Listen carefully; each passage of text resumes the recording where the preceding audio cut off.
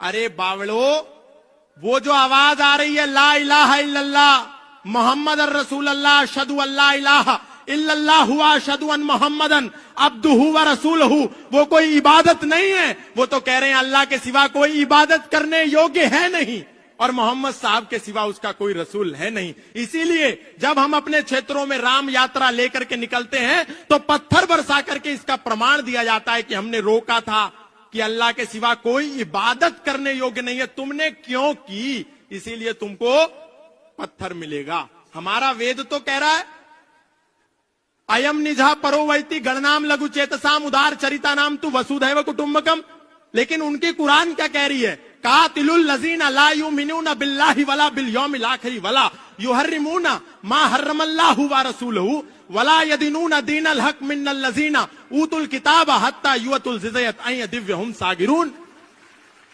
अपनी गीता का पता नहीं, लेकिन कह रहे हैं अरे कुरान भी तो परमात्मा की ओर ले जा रही है।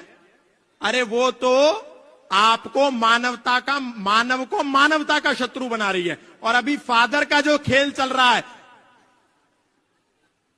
हालेलुया, बस एक करा और किसी को भी लिटा दिया। ये सब झूठ ढोंग आडंबर पाखंड, सनातनियों को कहीं जाने की जरूरत नहीं है। आप बालाजी की शरण में आओ, राम जी के शरण में आओ, कृष्ण की शरण में आओ, और आप जिसको पिता परमेश्वर कह करके ईसा मसीह को मुक्तिदाता मान करके बैठ गए हो, वो कोई मुक्तिदाता नहीं है। बाइबल का मैथ्यू 10 स्टेटमेंट नंबर 34, 35, 36 जाकर के पढ़ लेना।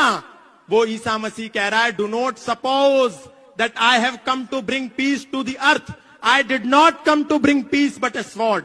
I have come to turn a man against his father, a daughter against her mother, and daughter-in-law against her mother-in-law. Man's enemy will be the member of his own household. ये मत समझो कि मैं इस धरती पर शांति का पैगाम लेकर के आया हूं, मैं तो इस धरती पर तलवार का आह्वान लेकर के आया हूं, ताकि एक ही घर में एक बेटा अपने पिता का शत्रु हो जाए, एक बेटी अपनी मां की शत्रु हो जाए, एक पुत्र वधू अपनी सास की शत्रु हो जाए, और हम उसको मुक्तिदाता कह रहे हैं। अगर मुक्तिदाता कोई है तो वो मर्यादा पुरुषोत्तम श्री राम है, योगेश्वर श्री कृष्ण है, बजरंगबली हनुमान है। हमको उनकी शरण में आना है, कोई जरूरत नहीं है कहीं जाने के लिए।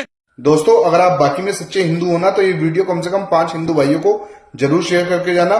जय श्री राम।